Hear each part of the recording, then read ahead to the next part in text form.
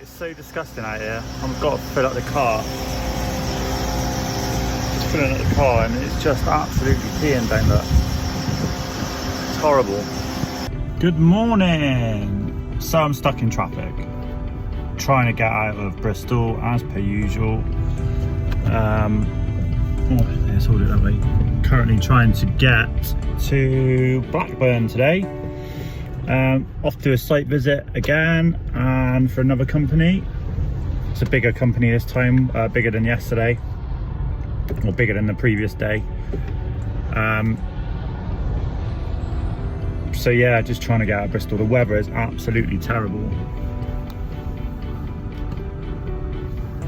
Peeing down.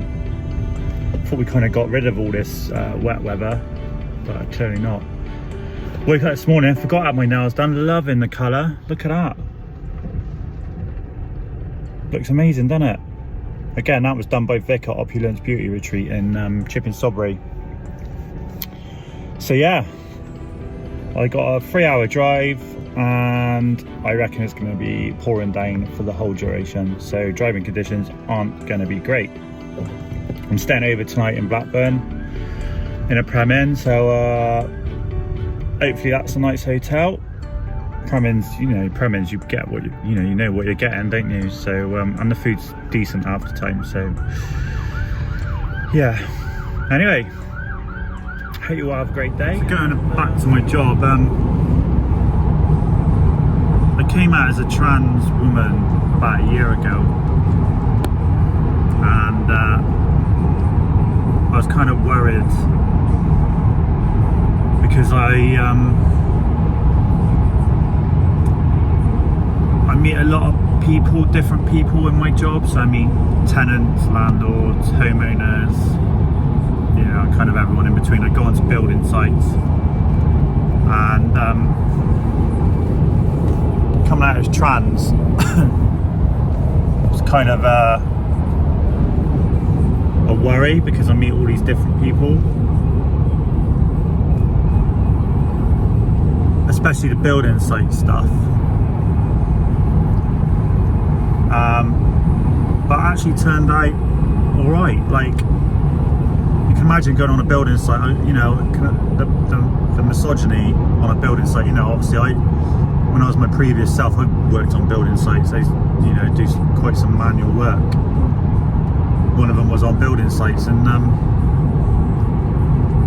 the cat calling and the whistles and just the misogyny on building sites was bad then. So I was always worried about coming out because of that. But people have been absolutely amazing. Like I go into complete strangers' houses and I just don't get any issues.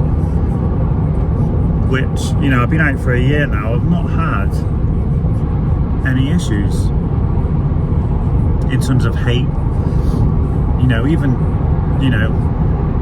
transphobic comments. Don't get me wrong, I'm 6'4", and I got and I wear high heels. So I get the odd comment, but I don't think that's trans related. I just think that's because I'm tall and I got long legs, and I don't think I look half bad. So I get a few blokes, and they're derogatory comments, but I think as a woman you would get that anyway. So yeah, in general it's been a really positive experience for work,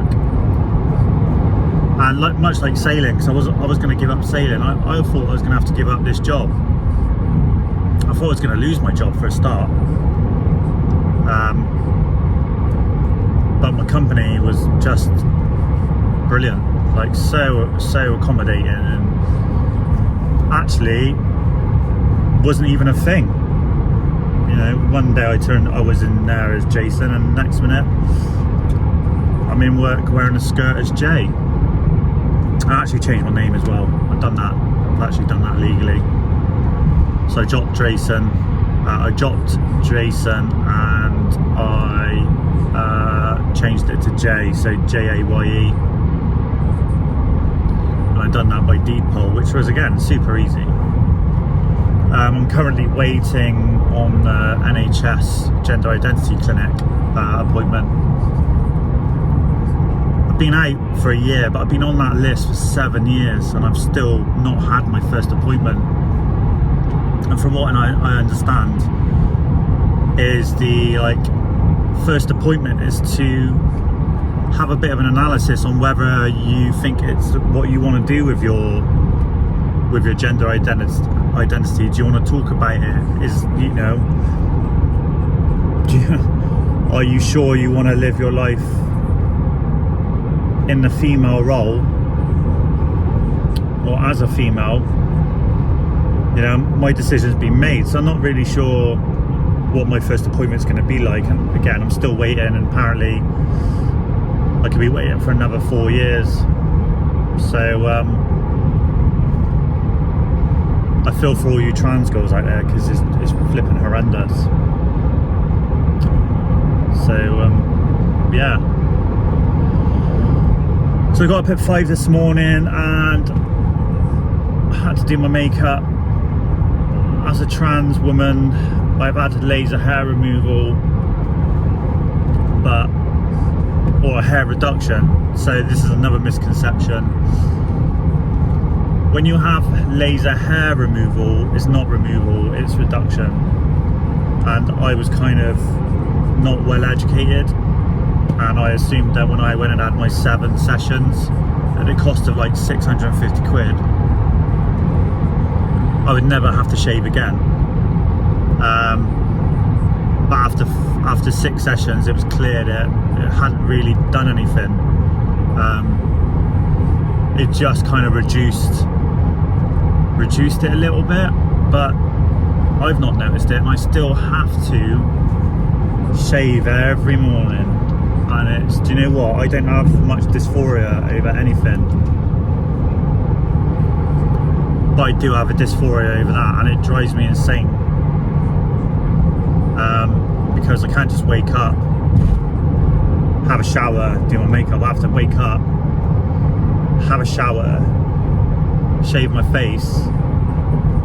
And the risk of cutting yourself, because my skin's like softer now because I'm on HRT, the risk of cutting yourself is really high. And I have cut myself. I went on a date with this gorgeous girl, and I was rushing to get ready and I cut myself. So ended up going on the date with a bloody nick on my face, which was a bit annoying. But she was cool. I actually spent Christmas with her. She was really nice. But more on that later. My hair isn't real. This is actually a wig. I don't know if you can tell. Some people say they can. But it's real hair, real virgin hair, which has been coloured, but the colour's starting to come out. So it needs to be redone. Had this for about 2 months, and yeah, I love it. I used to wear it. Well, I might put an old picture up of me, but I used to wear like a 6-inch bob asymmetric cut, which I really liked, and that was just kind of off Amazon, synthetic. And again, like, you can spend a lot of money on wigs, but the wigs from Amazon, which was 35 quid, yeah, they wouldn't last because they tangled up, but people were coming up to me saying your hair's amazing, not even realising it was a synthetic, wig. So I got male pattern baldness, unfortunately, so I'm never going to have hair. So I shaved my head and put a wig on. And this wig, the girl I spent Christmas with, we went to London. She surprised me with a consultation at a hair boutique called Wigs of London. Amazing woman there, Jodie. And we kind of tried a few on and put this one on, which is shoulder length. Well, actually it's longer than shoulder, it's down to the chest. And I started crying because it just looked so natural. girl I was seeing at the time, she turned around to me and told me I looked beautiful, and I just burst into tears. And I think she cried as well, and it was all quite emotional. But we got Jodie to colour it because it was platinum blonde, and blonde doesn't really suit me, but we got her to do like a reddish, gingery with peach undertones, and it looks stunning. It still looks stunning now. But I do struggle to look after it. I oil it every night so it doesn't get knotted on the nape of your neck. And every time I brush it, I see a hair come out. It really stresses me out because I know that's not growing back. And this wig wasn't cheap. This was a gift from the girl I was seeing, and it was 850 quid. It was a big step up from the hair I was buying from Amazon at 35, right? But it's stunning. I don't think I'd ever go back to having cheap synthetic wigs, and it lasts. Normally by now it'd be all knotted and tangled up, but because it's real hair, it's a bit softer and it doesn't tangle. So yeah, and my transgender journey's been, again, I mean, like I said at the beginning, it's really positive. Everyone's been amazing. I've met some amazing people on the journey that I've been on for a year. I've lost some amazing people as well, to be fair. I've had a couple of falling outs and we've not spoke for a while. But it comes with the territory. It's not everyone's going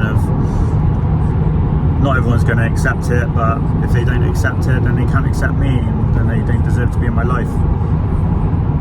And it's not really about acceptance or understand. It's about being accepted by those people, but also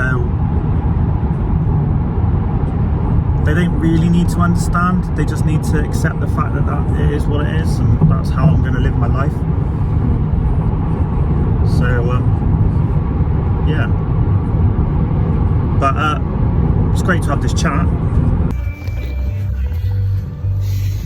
So today I drove 190 miles to go to Blackburn to do a site visit. Just got there, and they're not doing the work because the property they were doing is unsuitable for our product. So our product is cavity wall insulation, and that's what we manufacture. So the guys installing it generally have to make sure the property's in a good state of repair, and unfortunately these ones today were not. So I've just driven 4 hours for no reason. So I decided to go to McDonald's and get some McDonald's. I don't normally have McDonald's, but I'm starving, and I'm sure because I'm from Bristol, I'm sure the northern chips, that's a large, I'm sure they're bigger than the ones in the south. I must be going mad, but I might be right. So I'm just waiting to go into my Premier Inn, which is over there somewhere. But I can't check it. I can't check in until 3 o'clock, and it's only 1 o'clock. So I've got 2 hours to kill. So no idea what I'm going to do. It's raining, it's grey. There ain't nothing to do round here. It's Blackburn. So just going to have a chill and listen to a podcast.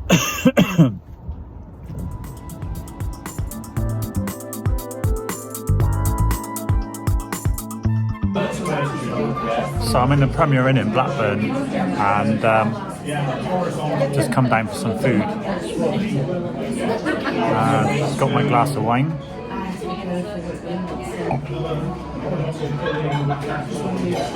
But when I was at the bar, I just got made a little bit feel uneasy because about 4 people was just staring at me. I'm not sure why,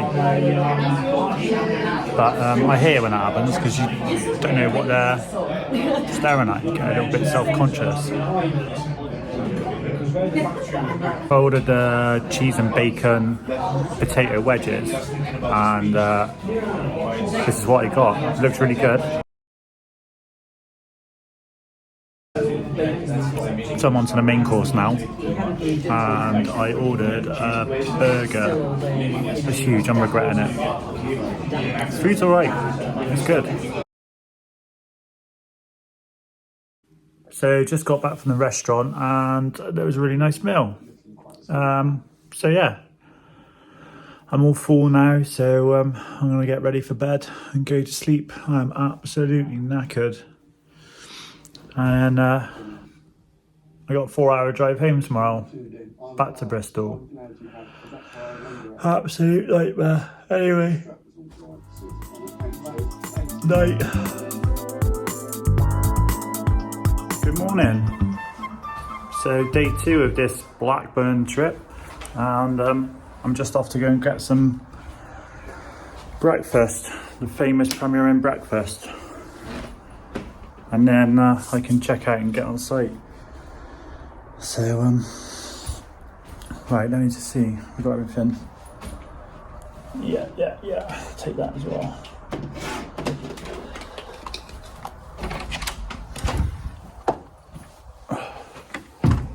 So yeah, let's see what the day brings. I'm gonna have this famous Premier Inn breakfast. Morning. So I've left Premier Inn and I'm stuck in bloody traffic. Oh, we're going now.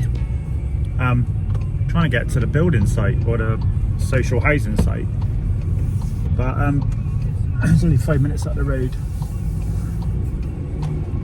But it's taken me 20 minutes so far. Go see what the guys are doing and making sure they're installing our product correctly. So I'm in Blackburn, a place called Darwin. I just noticed how many new houses are going up.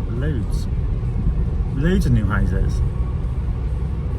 But every time I come here, it's always raining. Look, new houses, but it's always raining.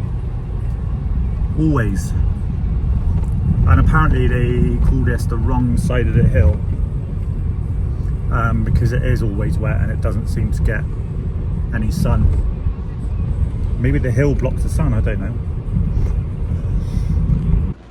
Oh my god, I'm on site and it's absolutely chucking down. My hair's a mess because I've been wearing a hard hat. It's a high vis, look. Obviously a 6'4" trans person needs to wear a high vis because they can't see me. I just wish it would stop raining. Like, Blackburn must be the wettest place ever. So yeah, I'm just kind of, when it stops raining, watching the guys do their job, but I'm not standing out there in the rain. It's too wet. Hopefully the drive back won't be as bad.